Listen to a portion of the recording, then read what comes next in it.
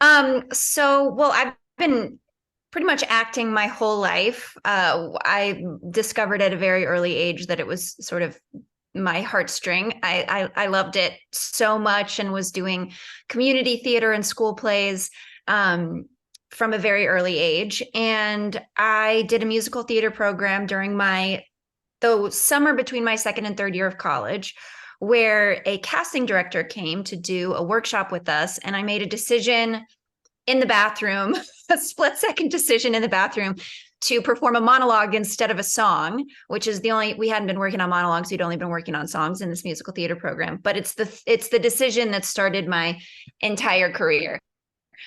Because I chose to do a monologue, and then I went and did it, and that casting agency started bringing me in for auditions. So during my third year of college, I was at the University of Virginia, but I was going in to New York, and yeah, it's always the bathroom thoughts. True statement. Yeah, so I started taking the train in from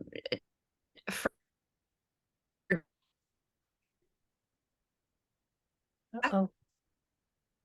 audition I went in for was for a production of Romeo,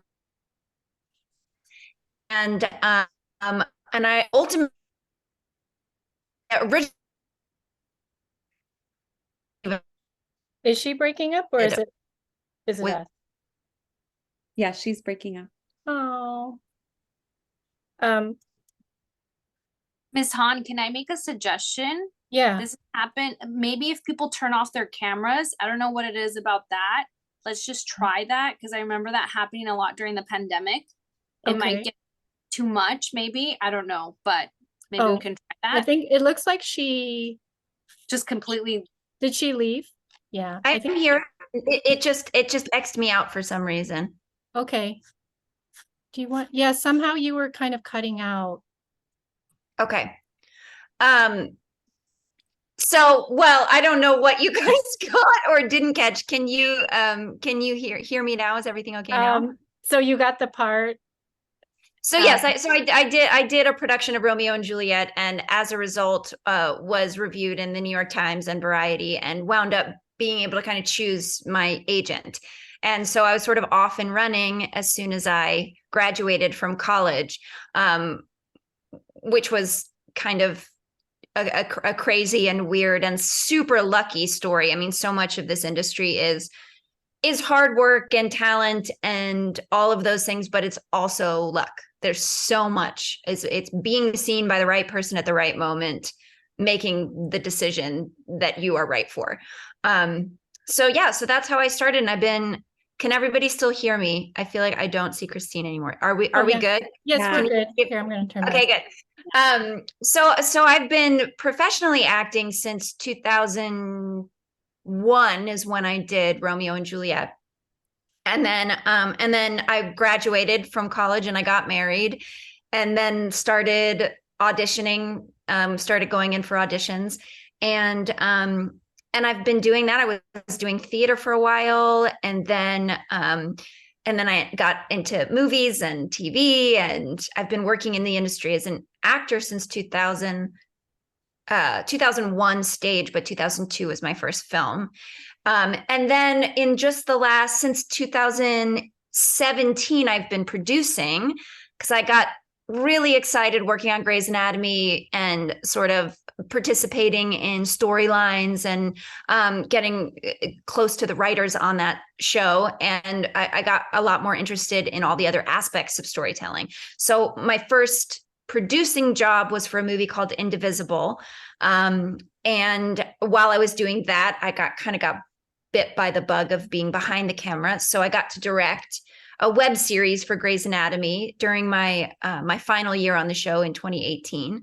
And then I've just been producing since. So I just finished my fifth producing movie, and I've written two that have also been made, and one I starred in, one I didn't star in. And so yeah, so I'm kind of getting a taste of all the things right now.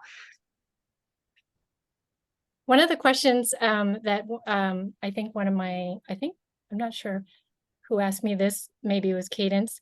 How did you land that Grey's Anatomy role? So that was interesting. I auditioned for Private Practice a couple years before doing Grey's Anatomy, and I was cast as a 2-episode arc on Private Practice. And that's how I kind of came onto Shonda Rhimes' radar. Then she cast me in a pilot that didn't get picked up to series. That was a couple months later. And then a couple months after that, she actually reached out and said, "Would you like to come do these 2 episodes on Grey's Anatomy?" And just so you know, the character gets fired after the 2nd episode, so it's only 2 episodes. It's not like a forever kind of thing. And I was like, "Sure, I'll come play on your show. That sounds great." And I went and did these 2 episodes and left. And I went off and did like an episode of Glee, and then a couple episodes of Mad Men, and an episode of Supernatural. Like I just forgot about it. I just did my 2 episodes and then went off to go do more guest spots. And the morning after my firing episode aired, I got a call from my team saying they want to bring you back to Grey's, and this might turn into a series regular. So all of season 6, I was basically auditioning to stay with every single episode. So you would get the script and go to the table read and be like, "Oh, have they given me anything that I can show them what I can do? Is there anything, and it was an entire season where I didn't know if it was going to turn into series regular, and it might have just been recurring. And then I might have been done at the end of that season. But they picked up my option, and then it became this, I was on the show for 9 years. That's amazing. Yeah, it was wild. And I didn't audition for it because she already knew me from working on 2 other things with her. So it's a crazy story. And it wasn't supposed to go beyond 2 episodes, which is also a crazy story. I'm gonna, kids are starting to ask questions, so should we just kind of go that direction? Oh, yeah. Somebody, well, we can get back to this. Someone was asking about the strike also, but we'll get to that in a moment. What movies have you written and produced? So I wrote a holiday rom-com called Reindeer Games Homecoming that I wrote on spec, which means you just write it for free because it's fun. And the reason I wound up writing it was I had just done another holiday movie and had a blast with that whole directing, producing, and actor team. And we'd all been talking about producing and making our own work and things like that. So I came home from that project sort of inspired to start brainstorming about maybe I could write a Christmas movie, or maybe I could come up with an idea for a Christmas movie. And I came up with an outline, and I pitched the outline to my producers from that movie. And I was like, and they were like, "Okay, we love this idea." And I said, "Great, we should hire a writer." And they're like, "No, we shouldn't hire a writer. You should write it. You should go home and you should buy Final Draft, and you have the whole story in your brain. These characters are so vibrant. This world is so vibrant. You know exactly where everything is going. And you've been reading scripts and like adjusting lines in every role you've played for 20 years. You know what works, you know what doesn't work. Why don't you just try?" So I was like, okay. And I kind of needed that kick in the pants to sit down and do it. And I'm so grateful because I sat down and I wrote it, and I got my first draft was done in 3 weeks. It was crazy. And then it took, they pitched it around, that was like 2019. So they pitched it around town. And then the pandemic happened. And then in 2021, I got an offer from Lifetime that they wanted to do a 2-picture deal with me, and that the first picture they wanted to do was Reindeer Games, which was the script that I'd written. So that was my first time bringing a story straight out of my brain to life that I was also starring in and executive producing, and had written, so I did that. And then my next script, I was like, "Hey, let's do another fun one." I had just shot a Western, and I was very much in like horse land and rancher land.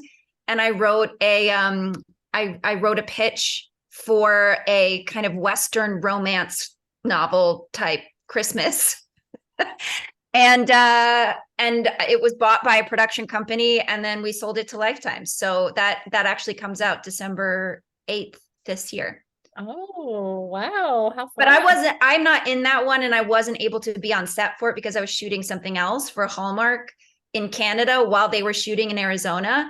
So I was getting all the dailies sent to me, and I'd wrap in Canada and then go home that night and watch the dailies from what they were shooting in Arizona. Oh So my it was a pretty crazy process, but a lot of fun. Wow, you've been very busy. Now I know what you're doing during the actors' strike. Yes. Well, and the thing is, we were on a writer's strike too. So that script that I wrote, I turned in my final draft the day before the writer's strike started. Because even though I'm not in the union, you don't want to scab, right? Same thing. You don't want to take, if you're not a union member of SAG, you don't want to do non-union work because that counts as scabbing, and you could get blacklisted from those unions for doing any of that work. So I had to get all that work done ahead of time. So that was wild. But I do find that I really, really love to write. I really love to produce. I really love to be in the mix on all the creative decisions. I have very clear vision when I'm producing a project or when I'm writing a project, that and I found that I'm really good at pivoting, which is also a thing that you really need to do, be able to do well as a writer, because oftentimes you have grand schemes for how you want things to go, and then you don't have the budget for it, or somebody falls through, or you can't have that location you wanted, and all of a sudden you just like, okay, what do we do? What do we do instead? How do we still tell the story without losing the integrity of the heart of it, and move in a new direction, come up with some creative compromise? So I like being in the mix of all of those decisions. Elijah Goodman says, what was it like working on Supernatural? Oh, it was so fun.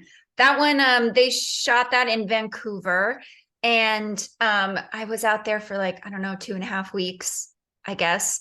I got possessed by a demon, as you do. Um, I think I got to beat one of the guys up. Like, my eyes went black, and I think I ripped somebody's heart out and then licked my hand with the blood. It's really, really fun. It's a fun show. I mean, that has such a massive cult following. Speaking of cult following, you were on Glee as well. And Yes. Veda asks if you enjoyed being on Glee. I did that role was really, really hilarious. I played this stalker character named Susie Pepper, who was obsessed with Mr. Shu. And when he didn't return her affections, she attempted to end her life by eating the world's spiciest pepper. It's really absurd. An absurd character, but such fun. And the hilarious thing about doing Glee was the episode I shot was episode 9, and it was in season 1, and it was before any of the episodes had come out. So nobody was famous yet. There wasn't drama at all. It was all just like a bunch of kids super excited to be there. And it was just a blast. The only thing I wish I had been able to do is I wish I'd been able to sing on it too, because I really love to sing. Yeah. Nadia asks, what made you want to write movies? And she also loved your work.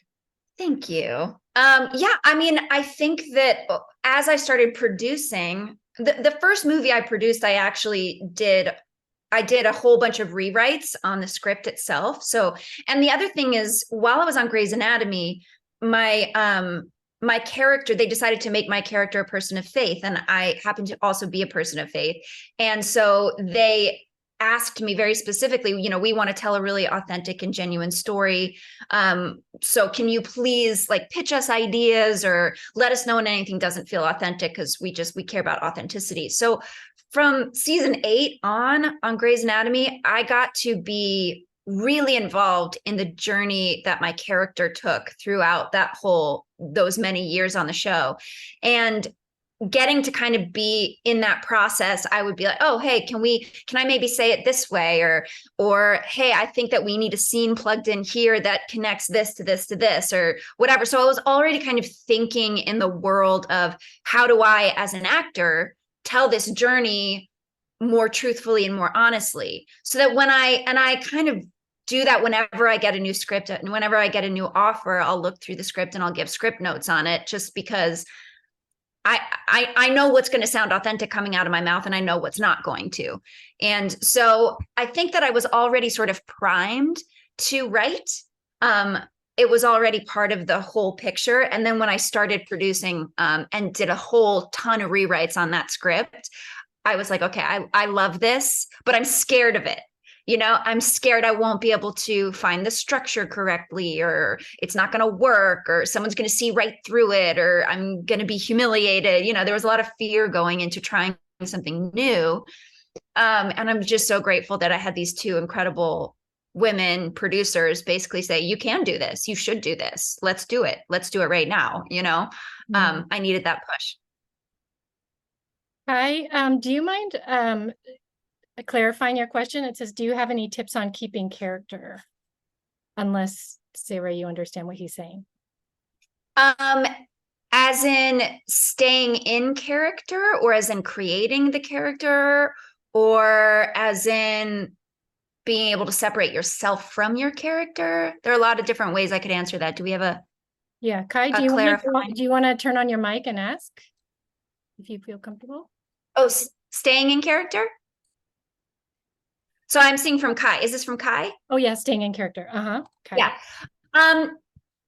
So I think one of what I've discovered as an actor is like my greatest asset is imagination and empathy.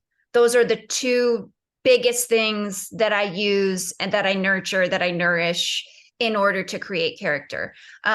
Imagination is really just like a lot of actors. There are lots of different trains of thought for how to get into a moment or a character. Sometimes people use substitution, which is they try to pull something from their own life to then make the emotion happen in their body. That doesn't work for me. It's never worked for me ever. So for me, what works really well is for me to use my imagination and empathy, which is I look at who this person is that I'm playing, and I put myself firmly in their shoes, and I try to create the universe around them that is happening to them. All of the good, the bad, the ugly, the pain, the joy, the grief, all of the things. And I really try to lock into my sit in the reality of what their situation is. So, and then I come out of playing a character with a much deeper empathy for somebody who's gone through that, because my character went through so much trauma on Grey's Anatomy. She lost a baby. She went through a divorce. She lost her faith. Like she got beat up. And I've had my own traumas in life, but nothing like what April Kepner had to go through. So to try to dive into the world of where she's at, it was very easy when losing the baby, because I was pregnant with my own child at the same time. So I was literally feeling her move in my body as I'm playing this devastating story of a baby who isn't moving in utero because of this horrible condition that they have. So that was very, very connected, almost too connected. And I would never advise anyone to ever do that again. Mess with my brain. But yeah, empathy and imagination. And then when you're in the scene, when you have to play it over and over and over again, some of the things I use, one of my biggest things I use is music. So, and oftentimes I have like a whole sad mix on my Spotify mix. And one song for one character will work really, really well for the specific situation my character's in. And then for another movie or another moment, it'll be an entirely different song. And sometimes I'll just literally play that same song on repeat. For instance, I just did a movie called Guiding Emily, about a woman who loses her sight. And so I had this scene where I had to have these bandages taken off my eyes, and I discovered that I'm blind forever. And it came out of nowhere, and it's terrifying. And her fiance has just left her. So she's just in absolute kind of crashing down. And the song that I found on Spotify was by Lizzie McAlpine called Ceilings. And I just literally played Ceilings over and over and over and over in my brain while I was shooting that scene. And it kept me just in it. If I'm in an emotional scene, I have to stay there. I can't, not like I'm making people call me by my character's name or anything, but I just have to stay kind of like soft and in that emotion so that I don't lose track of the feeling that I have in my body. Cadence, I'm going to let you say hi. You said you were on a recurring role in Grey's Anatomy. What was that role? Yeah, I meant featured role, but I was on Grey's Anatomy season 14. Oh, nice. Yeah, I've been going to Debbie Allen's dance studio since I was 8, and she's like my mentor. She's like another mom to me. She's been my dance teacher, and she's done a lot for me with acting and with singing and just a lot of stuff. Shonda Rhimes, she's like a big supporter of Debbie Allen's dance studio, and so I've met her a couple times. But yeah, it was a lot of fun working on that. I did one episode. It was in the beginning of my acting journey, so it was one of the first jobs that I did. It was in 2018, so yeah, that was my final year on the show. So that was so was it in the spring or was it in the fall that you shot on? Mom, what? Do you remember which episode it was? Was it episode 9? It was episode 9. Oh, episode, episode 10 was on season 14 was the one I was in almost every scene of episode 10, which is my character. Like there were people. Oh, the woman, I think, yes. I think my ex fiance came in with his wife and then she lost her baby and then my whole faith went away. That was episode 10. I remember very specifically being like gearing up for episode 10. But that's awesome. Yeah, I love that. Yeah, I got that role through an agent. I think I didn't get it through Miss Allen, and she didn't know that I was there. So I was on set with the set teacher in school, and I told him. And one of the 80s was actually one of the dance teachers at Miss Allen's studio's daughter, so I knew her as well. And they walked me up to Miss Allen, and she was really surprised. She's like, "What are you doing here?" Oh, that's but so yeah, it was so cool. I got to hang out with her and talk with her and act with her, and she didn't know that I was like that interested in acting, and it was really cool working on her show. And I think I met Shonda Rhimes too again there, but yeah, it was super fun, and I'm very grateful for that experience. And that's so cool that we have that in common. And it's very awesome. cool to meet you. You're great. Thanks, Kate. It's nice to meet you too. That's really awesome. Yeah, it's a great group over there. Zanera you had your hand up. Do you have a question for Sarah? Yeah, I did have a question actually. I love creative writing, so I love making stories and stuff. Yeah. I was wondering, like, how do you get rid of like writer's block? Or like how do you finish the process of writing a story? Because I sometimes like drop stories when I don't know what to do afterwards. So how long is the process of like getting rid of the writer's block and like actually finishing a script? So, I have limited experience on that right now. I've now only written 2 features. But in both of those cases, the process that worked best for me was to have a very, very clear outline. And in terms of, so for both of these movies, the first one I wrote, I was writing on spec. So I wasn't writing it for like to be a TV movie, but the second one, I was writing specifically for it to be a TV movie, to try to sell it as a TV movie.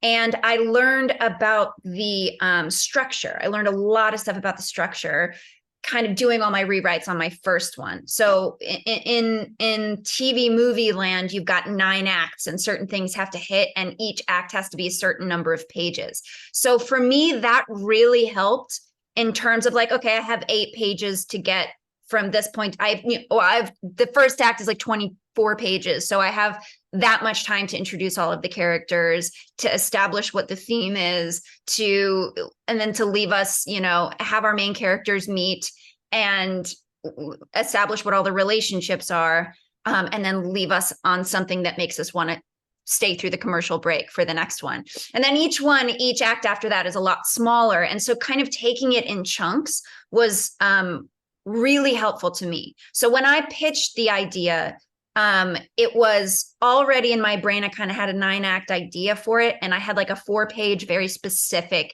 outline. And I knew exactly where I was going to end. That doesn't mean that you will end where you think you're going to end in your outline, but just having a sort of a roadmap, I find to be extremely helpful. Otherwise, I'm just sort of like in the ether, coming another scene, and now there's another scene, and it can kind of run away from you and you lose the thread. Like, what is the story I'm trying to tell? What is the thing I'm trying to say? What do I want people to take away from this particular story? What do I want them to feel? What do I want them to think about? What is the thing my heart wants to explore and explain through these characters and through this narrative? So it can get really, really crazy if you don't have a very clear outline. In my experience, that's what's really helped me. And when I have started with an outline like that, my first drafts are done in 2.5 to 3.5 weeks. And then they might all get changed. It might all get changed, but at least then you're at like rewrite stage. You're not completely trying to create everybody from scratch all over again, you know? Hey, thank you so much. Also, my older sister loves Grey's Anatomy. Oh, thanks. Do you have any tips for memorizing scripts, possibly quickly, from Leah? So it's like a muscle, like anything else, right? So you just need to practice. I have been memorizing since I was 5 because I've been doing plays since I was 5. I find that the best way to memorize something is to not sit down and just try to memorize it. It's really getting at what is the heart of what's going on in the scene. What am I trying to communicate to this person? What am I trying to do in the scene? How is it going to make me feel? And then, so, cause sometimes I'll have like a lot of times on Grey's too, because Grey's has these massive monologues. I've had so many massive monologues on that show. And I've also learned that, like, for me, I have to sleep on dialogue probably for 2 nights. Like, I have to have 2 sleeps on my dialogue. So I like to stay, when I'm working on something, I like to stay 2 days ahead of whatever we're shooting for that day. So that, like, on the weekend, I memorize the first 3 days of the next week. So that each night it's just a refresher when I go back and look at all the stuff. But the best way to memorize is to follow the thread of thought. If you just sit down to try to memorize it like you're memorizing facts for like a history exam, you're never going to get anywhere. Which is also why it's very hard to memorize poorly written dialogue. Because if it doesn't really flow and make sense and take this thought to the next thought, to the next thought, to the next thought, then it's very difficult for your brain to solidify it. If you're memorizing it from a place of, what am I trying to do in this scene? How am I trying to affect change in this person or this experience or this moment? Wow, I'm learning so much. I've never really been exposed to the acting field. Yeah, I mean, but again, I will say about memorization, anybody can become good at it. It's practice. It's literally a muscle. I find that also my ability to access emotions has gotten easier the more I've had to do it. So on my first movie, I remember it being very challenging to try to be like, okay, and now the cameras are rolling and now I need to cry. And like, I could do it on stage. On stage, it was easy because I was taking the whole journey every night, right? So you're being affected by every element that is in the story and you're going from point A to point B. But the first movie I did, you know, you shoot completely out of order. You may be reacting emotionally to a scene you haven't even shot yet, but it's in the script. You just haven't shot it yet. So you don't really know what your trajectory is going to be in that scene. Then all of a sudden you got to react to it in the next scene before you shoot the first scene. So finding your place in the story is also a really interesting challenge. But I have found that in doing this for so long, accessing those emotions is also like working a muscle. Like, you just kind of, you go in and deep and you pull your heart apart and you dig it out, and you know how to do it because you've done it a million times. You know, it gets easier. I'm going to ask my question. How do you not fall in love with all these handsome men that you're accessing these romantic emotions with? You just have to have really good boundaries. I think for me, when early in my career, it was much more challenging because it's why so many showmances happen, right?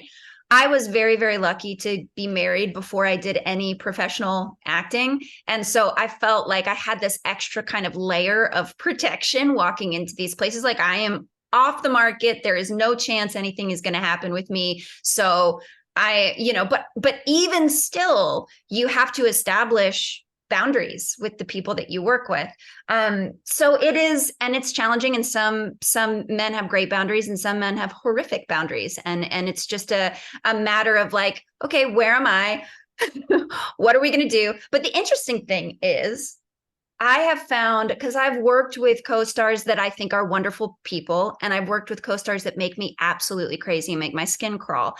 And in terms of trying to access sort of that falling in love, I find that the technique I use is to hunt for whatever I can find that's really lovable about that person, and then just lock into that for when the cameras are rolling, so that we can establish chemistry, because that's ultimately a lot of these, and especially a lot of these movies where I'm playing romantic characters, like that's what's selling the movie, is our chemistry. If we don't have chemistry, the whole movie's a dud. Doesn't matter how great of an actor you are, doesn't matter how great the cinematography is or how great the writing is. If you don't have chemistry with your co-star, nobody's affected in any way. Right. So it's a challenging thing to do, but again, that's where you use imagination, and that's where you use empathy. And I find myself actively shutting off the parts that are skin crawly and attractive Repulsive. in the moments when I have to play those scenes. Claire Hudson asked, I'm thinking of starting to try to do a little bit of, she's done a little bit of dramatic reading because she used to read Shakespeare with some friends from school. She's thinking of getting her friends together for something like that. Do you think that's a good idea? Oh my gosh, yes, absolutely. You should do it yesterday. Like, that is the best way for you to be growing in your craft and exploring things and figuring stuff out. I mean, also, like, especially Shakespeare, what's so exciting about Shakespeare, about playing Shakespeare, is that there's no subtext. So for Shakespeare, every single thought that you have in your brain is being spoken out loud. That's why there are all these asides and the moments that they're talking directly to the audience, and these monologues where they're literally, like, playing Juliet was such an extraordinary experience because she is a teenager. She's 14, right? And she's being activated by falling in love for the first time, and everything in her world is spinning and upended, and her brain is going a million miles an hour and taking 19,000 different twists and turns in every monologue. And I remember, it's interesting, after playing that role, I went back and I watched the Claire Danes Leo DiCaprio version of Romeo and Juliet, and I was so disappointed because I had just done all this work in learning how to use the language and learning how to, like, take the ride on the language. And then I found so much of the performances in that movie to just be like, I'm going to say a bunch of words while I'm crying. But it wasn't specific. There was no specificity to the journey that each word is leading you to the next thought, and then turning you around, and then spinning you this way, and then going that way. Like, you had to take the ride, right? So if you could get your friends together and sit there, and that's the other thing, I'm getting very excited, but that was a very exciting thing. But when I was working on Romeo and Juliet, we had the head of the vocal coach from Juilliard come and work with each of us every rehearsal day for a solid hour. And she came with like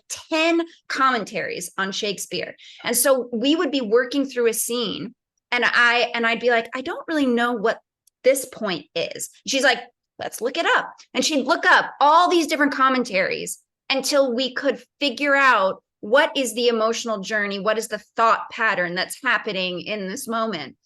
So that by the time we were like there and on stage, it was so exciting. So get the commentaries and get together with your friends and read through that stuff. You're only going to get better.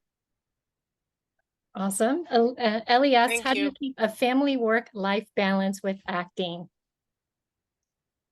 Um, it's a constant navigation, but I do think, I do think everybody in every industry has their own version of trying to figure out how to have a life work balance. My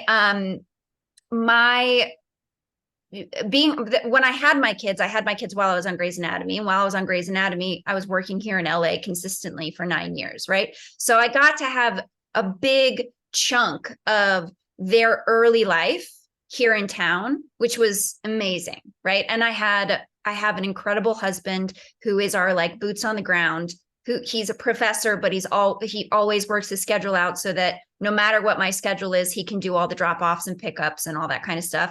And then early in their life, we had a nanny, an amazing nanny who's become family to us, who moved away a couple years ago. So we don't have her with us anymore, which is so sad. But yeah, I would say I needed her desperately during those early years. And I needed my husband desperately during those early years. Now, in the last 5 years since leaving Grey's, almost all of my work is out of town. So I'll have a year where I'll work I'll do 2 movies and I'll be gone a total of 8 weeks for the whole year, right? And then I'll have another year where, 2021, I was literally gone 6 months. I added up all of the time that I was gone. It was 6 full months, but it was always broken up. So I would go and then I would come home and then I would go and then I would come home. And you just you have to decide to pour yourself fully and completely into your home life when you're home, so that when you go, you can focus over there. And you FaceTime as much as you possibly can, and you do all of that stuff, but they always know I'm coming home. So we figure it out. The strike has let me kind of hang here, which has been nice, actually. Hermione says, where are there any opportunities that came along with acting that you took advantage of? You took advantage of? Were there any opportunities that came along with acting?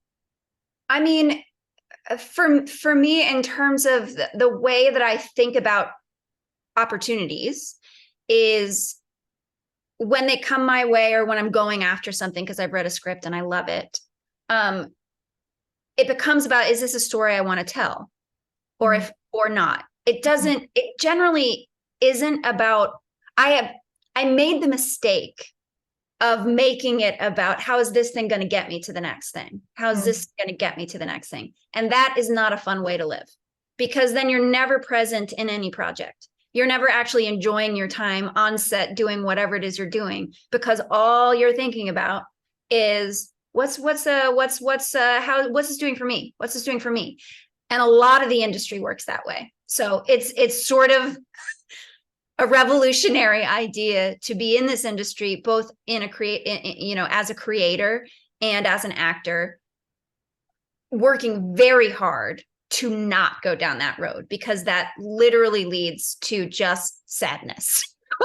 I will say, a lot of people ask me, like, what advice would I give to my younger self? And I often say that I want my younger self to give my older self advice, because I went back and looked at my journal from Romeo and Juliet, and that Sarah was just in full-blown presence. She was playing, she was exploring, she was investing in the craft and in the relationships with the people that she was working with. She wasn't actually even thinking about what this was going to do for her future. She didn't read any of the reviews, talking about she, because, whatever. It's me. But I loved going back and looking at that, because you can get totally caught up in the business aspect of it, and it just sucks all the joy out of it. And then you lose any kind of satisfaction you might get out of doing this thing that started as a great love. So I don't often think about my jobs as, how am I taking advantage of this? I think about it as, is this a story I want to tell? Do I care about this character? Do I care about, about this opportunity? And then once I say yes, I fully commit. So I go on set and I am 100% present, and I learn everybody's name, and I care just as much about setting a positive tone as I do about doing a good job. So That's great. and then opportunities come. I mean, that's the thing. Because you just wind up working with people, and then those people do other stuff, and then they think of you because you've all had such a nice time together because you were so present, not going, oh, I'm too good for this, or what is this doing for me? You know? They'd asked, what are your tips for an aspiring screenwriter? Would you say going to college is necessary? Gosh. I would say going to college just across the board is a really good idea in terms of growing as a human and getting your feet firmly planted on the ground and learning about who you are and what you love and trying lots of different things. College was incredible for me. It was such an amazing experience. And not just because of the education, but because of the independence and the getting out and learning how to make friends in a way that's different than when you're in high school. It's learning how to manage your time, because I have to manage so much as an adult in this industry. And I think that I needed that time of training to figure that stuff out. So I would say college is very important. In terms of, does anybody in this industry care if you went to college or not? The answer is no. Nobody cares. If you write a really good script, or if you're a really good actor and you got something amazing going on and they want to use it and take advantage of it, and then yes, then they will do that. And literally nobody has asked to see my degree in my whole career. It doesn't mean I don't think it's worth going. I think it's worth going. Right. But in terms of writing though, my advice is really buy Final Draft and just start writing. Come up with an outline, write a spec, just always be working on something, because you're just going to get better and better and better and better and better. There's a couple of questions on writer's block and finishing a story. I think you sort of address that by having an outline. I'm going to cruise through because we have like billions of questions and like 8 minutes left. How do you like April's crisis of faith storyline? It was my favorite story I got to tell on my entire time on the show. It's the thing I'm the most proud of. And I think it's because I had developed such wonderful relationships with the writers over the years that I'd been working on the show, that when it came time to put pen to paper on how to explore that crisis of faith, or how to kind of come out of it, the writers came to me to say, as a person of faith, what do you need to hear to turn back to it? What would that? So then I got to have that conversation, and a lot of what I spoke in that one conversation got infused into the writing. And so for me, it was really important that that the story felt universal, because I think everybody can relate to having a crisis of identity. It doesn't have to be about faith. It's about like the crisis of like, this is what I was raised as, and now all of a sudden it's all crumbling down in front of me, and who am I anymore? We all have that question, like, who am I? What am I supposed to be doing here? Right. And so when April went through this total just stripping away of everything she thought was real and true and good, and then was able to come around to a new understanding of it in a way that still like nurtured her heart. I found that when that episode aired, I had people writing in from every different background you could possibly imagine, saying this spoke to me for this reason. Like every religion, what religious or not, it had nothing to do with the specificity of her Christian faith. It had to do with a crisis of identity and then a renewal of that identity. And that, I think, is something we all relate to. So I wanted it to be universal, and I'm really glad it turned out that way. Lorelai and then Trajan or Trajan. I'm going to let you guys ask your question out loud. So go ahead, Lorelai.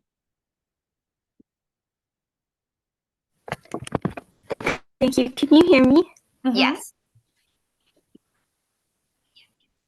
Yay, thank you.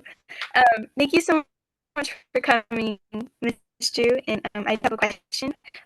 Because I'm personally writing a few outlines of stories, specifically for like, I want to It's a create. little hard to hear. Lorelai, it's Lorelai, you're breaking up. As a screenwriter and an actress, how do you? I'm going to read her question because she's breaking up, but it Great. says, how do you write your script so that the character shines clearly to the actor? I mean, a lot of it has to do with just my experience as an actor, right? So as I'm writing, I often will kind of read it out loud in the voices of the character. I want to make sure that each relationship is specific, right? So that's one thing. And then I want to make sure that each person has a very specific voice. So you're not getting confused while you're reading the pages and going, wait, is that guy or that guy? Because you can tell based on their relationship and the way they speak who they are, right? So sorry, ask the question one more time. That was one. How do you write your script so the character shines clearly to the actor? Right. So the other thing is that, like, because I've been doing this forever, I know when something feels bright and shiny and something that I want to say, and an emotion and a journey I want to take to get to the emotional release that I want to get to, because I've played those kinds of scenes a million times, right? So for me, it becomes about, when I say it out loud, does it feel like a human being with a real journey that she's going through, that has a real payoff, that feels good? So it's a lot like, it's feeling and emotion, and saying it out loud myself and going, am I tripping up on anything? Is it too wordy? Am I saying too much? Could I do it with a look? Like, what could I do? So I tend to just use my acting experience to help with that. I don't know how to pronounce your name. Trejon? Oh, almost. It's Trajan. Just Trajan. Okay. So, yes. Can you guys hear me okay? I know my Yes, we internet's not can. great. Okay, good. So I was just wondering, I've seen this a couple times in the chat already. Like, what are projects that you would personally like want to work on? Maybe ideas you have, books you'd want to adapt. I mean, if you had an interest in doing things like that, like what would be your dream project to work on? I mean, I have a couple that are in development right now that I'm excited about. I don't have like a specific like book that I could tell you that I'm like, oh, if only I could get the rights to that, I'd like to do it. I think for me, stories that I find really compelling are stories that have some transformation and redemption quality to them, where someone starts in a place of hopelessness or darkness, and by the end of the story, they've learned something very big and deep and true that offers hope to them, that then kind of shines out and offers hope to other people as well. So for me, if there's no sort of redemptive quality to the story, and redemption can come in tons of different ways, right? I'm not talking about it from a faith perspective at all. I'm talking just about it from a human perspective, because I think we're all kind of holding pain and hope at all times in our hands as humans living in this world. So any opportunity that I have to go, hey, let's like up the hope here and like nourish the parts that are in pain, like those are the kind of stories that tug at my heart and make me want to make something happen. Awesome, thank you. Mm-hmm. Anika? Hi. Well, my name's actually Faja. It's just the display. Okay. My question was, so how did you get into acting, and what do you think will be like the best starting point to like start your acting career, or like a teenager or just somebody? Yeah, I mean, I honestly, you just learn while you do it, right? So I would say as a teenager, I would hardcore avoid doing this professionally until you're an adult. I'm just going to go ahead and say that out loud. It is not a good place for kids. I like fundamentally believe that in every fiber of my being. It's a very dysfunctional world that breeds entitlement, to be honest. And And it also really messes with your sense of self, right? And kids are just so malleable while they're kids, right? Which is why I'm like, go to college, figure out who you are, put your feet on the ground, find your truth tellers that are going to be your people in your life, that are not going to let you become entitled and are going to rise you up when you feel discouraged, and say, stop looking at Instagram and Twitter in the comments. Like, just don't look. We're not built for this kind of feedback. We are not, as human beings, are not built for the kind of feedback that we get. Already, that's not even counting the like big followings when you get a big following, right? So my advice to you as a teenager is to do every school play you can do. Write a one-woman show and do it in a community theater, like grab friends together and put a show on. Do your school plays, do community theater, do acting classes, like anything that you can use to grow your joy of it and your love of it and the play of it, right? And stick to that until you really make the choice. This is what I want to do for a living. And then once you're grounded and grown and strong and aware of who you are, then step out into that world. And there are lots of ways to do it. I mean, my experience was doing a musical theater program and being seen by a casting director. There are showcases and things like that I'm sure there are acting classes around town that do showcases for representation. But yeah, that's my advice. Just to stay mentally healthy. It's a hard business. Okay, thank you so much. Also, I love Grey's Anatomy, so thank you. Thank you. That's an amazing. I love the note that we're ending on. For those who are in the acting industry right now, what advice would you give them so that they don't become so monsters and also like affected by what everybody thinks? Yeah. Again, for me, what I would say is you're still a kid, so this is not your job. You do not need to get the job. You do not need to make the money. You do not need to support your family. Can we just please like remove all of that from your brains?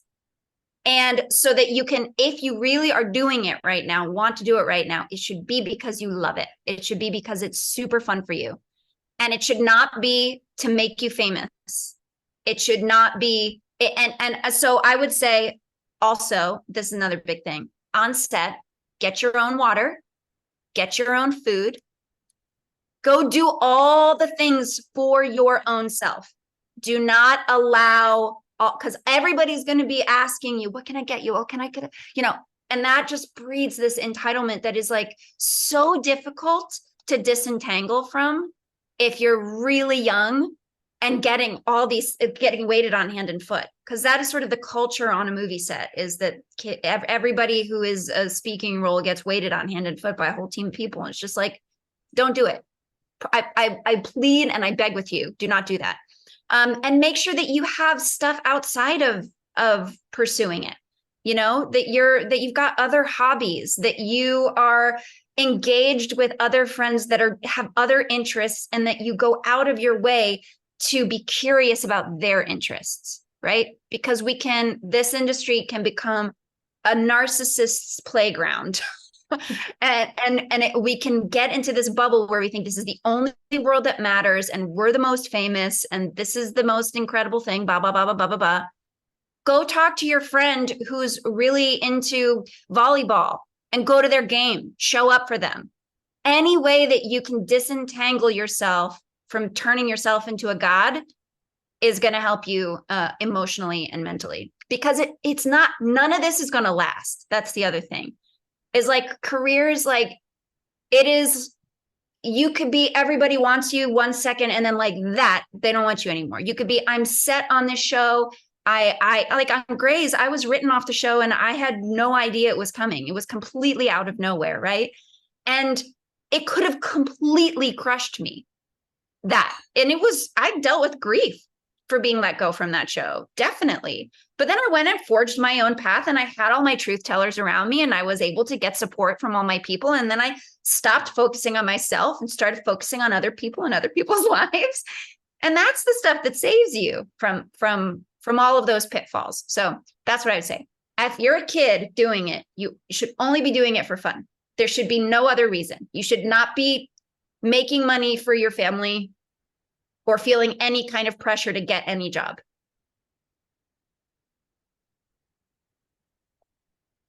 That was a great. That's what I would say. That's great. I think it's, yeah, that, and it can come from someone like you who's been in the industry and sees, you know, how many pitfalls there are. So thank you so much. We You're appreciate it. It's an interesting, every industry has their stuff, right? So you just, but this one, unfortunately, bad behavior is often rewarded in this industry. So you just got to do your best to not become one of those. Well, thank you so much for giving us this hour that just sped by. And I know we could have gone for another 3 with all these questions. And thank you to everyone else who had questions and shared. And I know there's so many chats. I'm just like looking at all these things. I know. Yeah. Aww. One of the questions, this is the last one. One of the questions that I'm going to ask them afterwards is like, how can acting or storytelling promote empathy and understanding of different perspectives? Because I think that's something that a lot of us, you know, we're all exposed to movies and shows, but I feel like there can be it's a powerful tool. It doesn't have to just be garbage.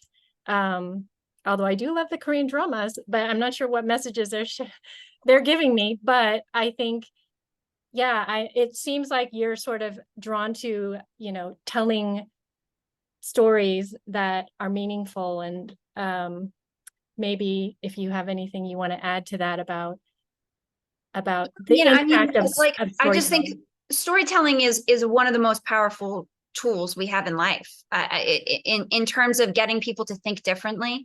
My dad, who is he's a pastor, he's a retired pastor, but he always talks about how you can't really learn about an issue until it becomes incarnate.